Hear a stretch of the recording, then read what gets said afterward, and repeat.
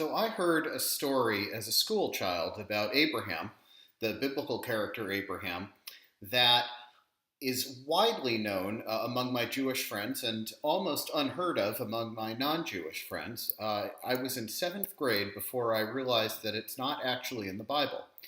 But the story is that Abraham destroys his father's idols. So Abraham's father, Terah, owned an idol store, a shop where you could buy idols in the city of Ur in Mesopotamia, and he had a number of idols for sale.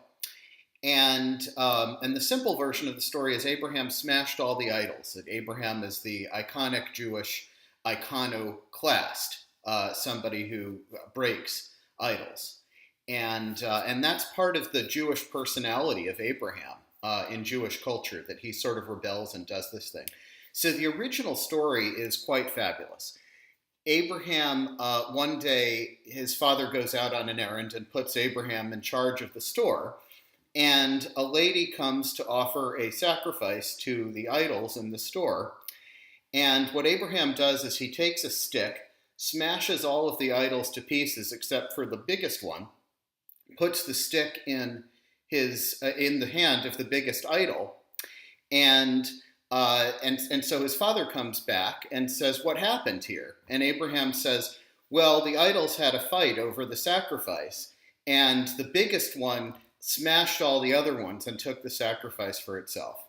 And so Abraham's father is furious, of course, and says, "Well, that's ridiculous. The idols don't are inanimate objects. I made them myself. They can't talk, they can't move. This is absolutely absurd." And so the way the story is told in English most of the time, Abraham says, "Well, then why do we worship them?" Right? Which is Abraham's theological point, that the whole culture revolves around worshiping these inanimate objects, and that's what Abraham is rebelling against. So the original version of the story doesn't have Abraham get into why do we worship them. What Abraham says, this fabulous line: "Do your ears hear what your mouth is saying?" Okay, the context for the rabbis who wrote this 2,000 years ago, they and their readers knew that the context was, monotheism versus idol worship. And so when Abraham says, "Do your ears hear what your mouth is saying?" Right? He's saying, you just said the idols are inanimate. Do your ears hear that? So that context didn't need to be explained in the original. But that is a fabulous line. Just think about it for a minute. Do your ears hear what your mouth is saying? Right? This is what Abraham says to his father. The implication for his father is the same. And so then the story goes on, and there's this whole other fabulous scene, and they end up leaving Ur, and Abraham, of course, becomes the patriarch of monotheism. But let's just go back and focus on that line a little bit. Do your ears hear what your mouth is saying? So Abraham is needling in on a piece of hypocrisy, but it's not just hypocrisy. It's a very specific kind of hypocrisy going on, right? Because Abraham's father, along with everybody else in that city, knows intellectually that the objects that they're worshiping are inanimate, are not, so to speak, worthy of worship, that there isn't anything else there. In some ways, it's a little bit solipsistic. They're worshiping the work of their own hands, which in some ways is worshiping themselves, okay? And they know it's wrong. And so Abraham sort of creates this situation where his father admits it's wrong, and then he confronts his father with, "Do your ears hear what your mouth is saying?" Right? The lack of connection is in here. We are, the sort of problem is between the ears and the mouth. You already know the right answer to this. Okay? So we can, just kind of look out our windows and see any number of places to apply this in our current society, which may teach us or may show us areas where, maybe we are engaging in idol worship. So, for example, I read an article this morning that the oceans are going to rise faster than scientists had thought. It could be a 6-foot rise by the end of the 21st century.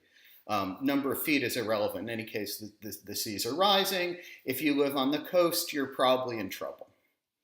Um, and we know that what we're doing as an economy isn't sustainable. We know that perfectly well. Today I was in a clothing store and I look at the tags and made in Bangladesh. Bangladesh is in trouble from sea level rise. It's one of the countries in the world that are in real trouble. We know that what we're doing isn't sustainable. And yet, and we'll say it, if you ask us, is it sustainable? No, of course not. I know, 500 years, we can't go on like this. Everybody knows that. But, here's Abraham's voice coming to us. Do your ears hear what your mouth is saying? If that is so, why are you continuing with it? Right? Why are you continuing with it? So, we're talking about,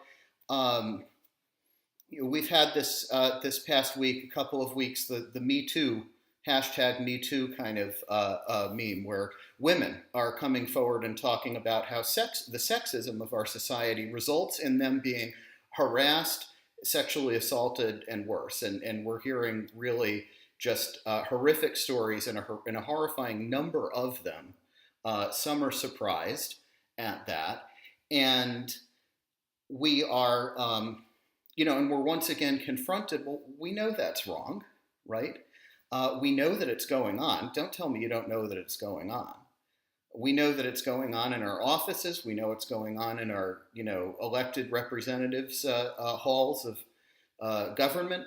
We know that it's going on in our clergy associations. We know that it's going on in our nonprofits. In every area of life, we know this is happening. We know it's wrong. And yet it's like, well, life is going to go on. Well, no, life is not just going to kind of go on after that, right? Do your ears hear what your mouth is saying, right? Sometimes we have a problem hearing what our own mouth is saying. And so we need to take those things more seriously. We could be engaging in harm, in idol worship, which is a Jewish metaphor for harm, right? Ultimately. We know that, people are taking a knee, right? And there's this whole outrage about taking a knee. I don't know what's so outrageous about it. I can think of many things worse, but yet we hear the kind of outrage. The president has manufactured some outrage about the NFL, and players are taking a knee. People all over the place are demonstrating that there's too much police brutality, particularly against African Americans, in particular against people of color. I see, videos where kids in school, black kids, are being treated in horrifying ways that white kids, perfectly well, white kids would never be treated that way. Come on, right? We know that American history is based in racism. Of course it is, right? We know that African American history is about a slave ship and not about the Statue of Liberty, right? America, for me, for my family, represents the Statue of Liberty, the promise of, a new place on new shores where we could be free and not have to worry about the Russian Cossacks burning down our villages in Lithuania and Belarus, right? That's what America represents to me, to a lot of people. But to some people, right, there's a totally different history behind it. Some people didn't come here on a ship voluntarily. They paid for passage. Some people came here on a ship where they were taken in voluntarily, right? For some people, they didn't cross the border, but the border crossed them, right? Their families have been living here for, hundreds or thousands or tens of thousands of years, and yet all of a sudden they're, a racial minority in America. We're on stolen land. We know that. Don't tell me you don't know that. We know that, right? We know that perfectly well. And yet there's kind of this tendency to, let's just kind of go back to the daily grind, make some money. Do your ears hear what your mouth is saying, right? All I'm asking is for some consistency. I'm not asking for everybody to necessarily, change all of your points of view at once. I'm not asking for everybody to spend all your time on activism, as much as I think that might be a good idea. I don't think this is a lot to ask. I'm just asking for consistency. Do your ears hear what your mouth is saying?